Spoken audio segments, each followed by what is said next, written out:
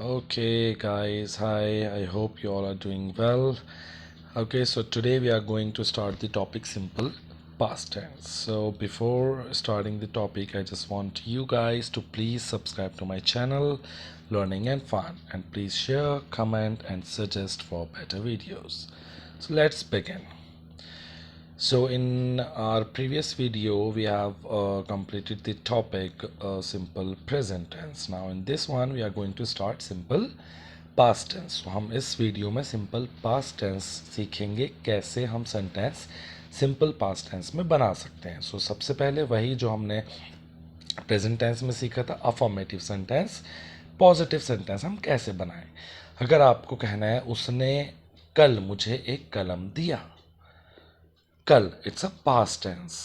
Okay, वो काम वो वक्त जो बीत गया. Okay, so he gave me a pen yesterday. So instead of give, we use gave. It's the second form of verb, past tense form of verb. Give, gave, given. Give is the first form, gave is the second form, and given is the third form. So we have used the second form of verb in simple past tense. He gave me a pen yesterday. मैं इस घर में रहता था. I lived in this house. So we have used ed with the verb live. It means we are talking about past tense. I lived in this house. So let's take some more example. कुछ और examples देखते हैं हम. मोहन कल अपने पिता को देखने दिल्ली गया. Mohan went to Delhi to see his father yesterday. So अगर मैं आपसे पूछूं कि went is the second form of go. Okay, past tense form of go is went. So we will use Mohan went to Delhi to see his father yesterday. हमने अपना पाठ याद किया.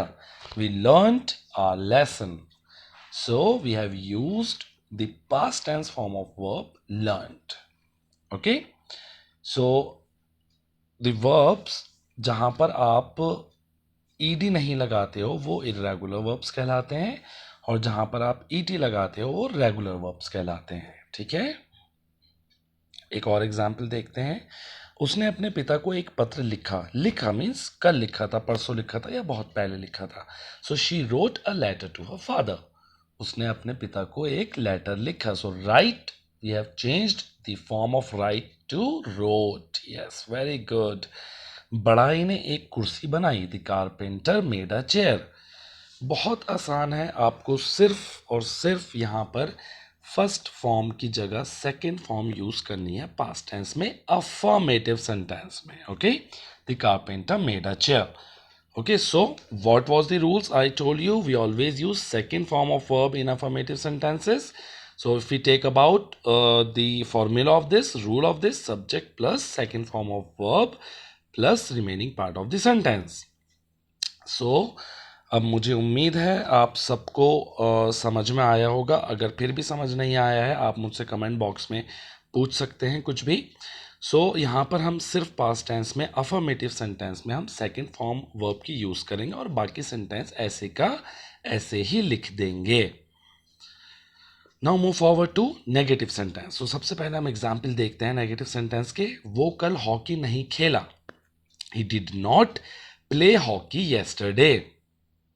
Now here, just check it. What we have used? We have used the verb play.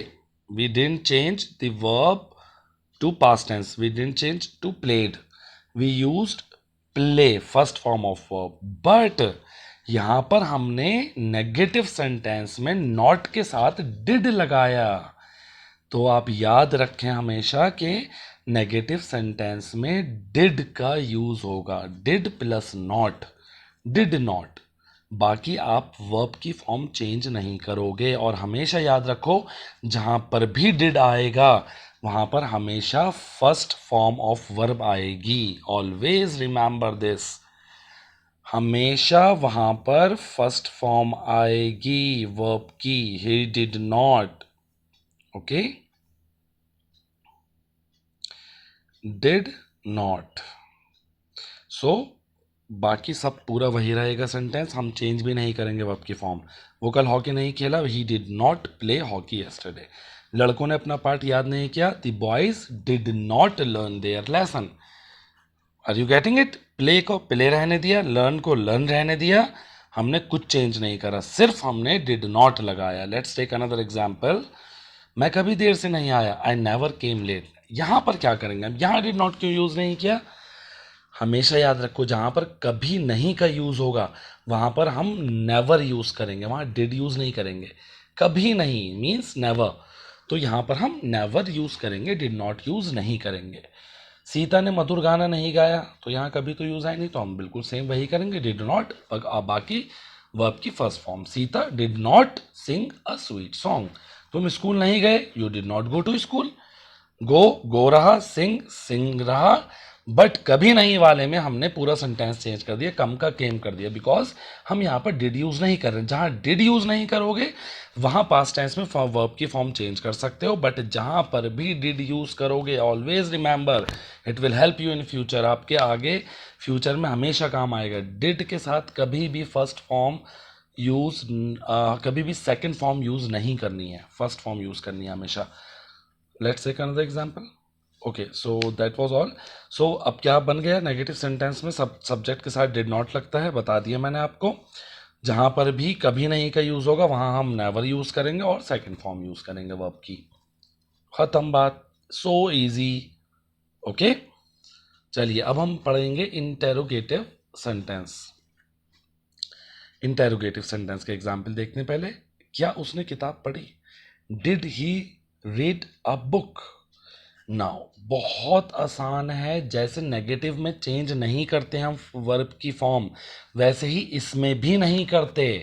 हम verb की form सिर्फ और सिर्फ अफर्मेटिव सेंटेंस में करते हैं, ये बात हमेशा याद रखना। जब भी आप पॉजिटिव सेंटेंस बोलोगे आप वर्ब की फॉर्म चेंज करोगे सेकंड फॉर्म में, बट नेगेटिव में और इंटेरोगेटिव में कभी भी चेंज नहीं करोगे। और बस इसमें क्या होता है, डिड लग जाता है स्टार्टिंग में, बाकी सब कुछ वैसे का वैसे ही रहता है। Did he read a book? Did I give you a pen? Did your mother not love you? क्या मैंने तुम्हें कलम दी? Did I give you a pen? क्या तुम्हारी माँ तुम्हें प्यार नहीं करती थी? Did your mother not love you? और we always use question mark at the end of the sentence. So बहुत ईजी है, हम सिर्फ और सिर्फ डिड यूज करते हैं सेंटेंस की स्टार्टिंग में, और बाकी पूरा का पूरा सेंटेंस बिना चेंज किए हम ऐसे के ऐसे ही लिख देते हैं। क्या तुम्हारी माँ तुम्हें प्यार नहीं करती थी? Did your mother not love you? क्या वो यहां नहीं आती थी? अब देखो यहां पर क्या वो, जहां जहां हम क्वेश्चन पहले यूज कर रहे हो, क्या उसने किताब पढ़ी? क्या मैंने तुम्हें कलम दिया? क्या तुम्हारी माँ तुमसे प्यार नहीं करती थी? तो जहां पर भी क्या स्टार्टिंग में आ रहे क्वेश्चन में, वहां हम डिड यूज कर रहे हैं। क्या वह यहां नहीं आती थी? Did she not come here? ठीक। अब तुम मेरे साथ क्यों नहीं भागे थे? नाउ यहां पर अब क्यों बाद में आ रहा है, स्टार्टिंग में नहीं आ रहा। ठीक है, तो यहां पर हम क्यों का इंग्लिश यूज करेंगे, why. And again the same question, did you not run with me? I hope you all are getting, सबकी समझ में आ रही है। बहुत आसान है बेटा, बहुत आसान। अपने आराम से आप पढ़ो, आराम से क्वेश्चन बना सकते हो इंग्लिश में पास्ट टेंस में। ठीक है, अब यहाँ पर क्या आ रहा है बाद में, जहाँ पर क्या पहले आता है वहाँ हम डिड से स्टार्ट करते हैं क्वेश्चन, और जहाँ पर क्या बाद में आता है वहाँ हम पहले उसकी इंग्लिश बनाते हैं। जैसे वाई, क्यों को वाई बनाएंगे, why did you not run with मी? तुम मेरे साथ क्यों नहीं भागे? तुमने किसकी किताब कक्षा में पढ़ी? Whose book did you read in the classroom? किसकी मतलब हुज, तो किसकी को इंग्लिश में चेंज करा whose, and again whose book did you read in the classroom. ठीक है, बाकी डिड के साथ हम क्वेश्चन स्टार्ट कर देंगे। तुम्हारा भाई कल कहाँ गया था? Where did your brother go yesterday? Mohan कब लौट कर आया? When did Mohan return? कितने लड़के कक्षा में नहीं आए? How many boys did not come to the class? Okay, so you will make a sentence, you will make an interrogative sentence according to the question. अगर क्या पहले आ रहा है did यूज करोगे, क्या बीच में आ रहा है तो उसको why, whose, which ये सब पहले यूज करोगे, उसके बाद did से स्टार्ट करोगे। did लगना जरूरी है क्वेश्चन फॉर्म में, पास्ट टेंस में did लगना जरूरी है। उस बच्चे ने कितना दूध पिया? How much milk did that baby drink? तुम्हारे घर कल कौन आया? Who came to your house yesterday?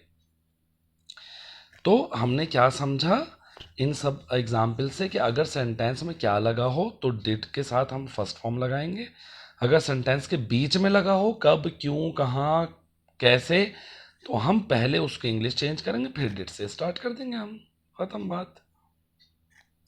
फिर कितना, हाउ मच, कितने, हाउ मैनी, कौन सा के साथ उसके नाउन भी आते हैं, ठीक है। Example 6, 9 and 10 you can see that अगर सेंटेंस में कोई भी क्वेश्चन वाला वर्ड हो जैसे कि हु ही करता या कार्य कर रहा हो, मतलब हु ही काम हो कर रहा हो और हु ही काम करने वाला हो, तो पहले किसकी अंग्रेजी उसकी इंग्लिश को चेंज करोगे फिर सेकंड फॉर्म ऑफ वर्ब लगा दोगे उसमें। एग्जाम्पल 11 अगर हम देखें तो एग्जाम्पल 11 तुम्हारे घर कल कौन आया, who came to your house yesterday.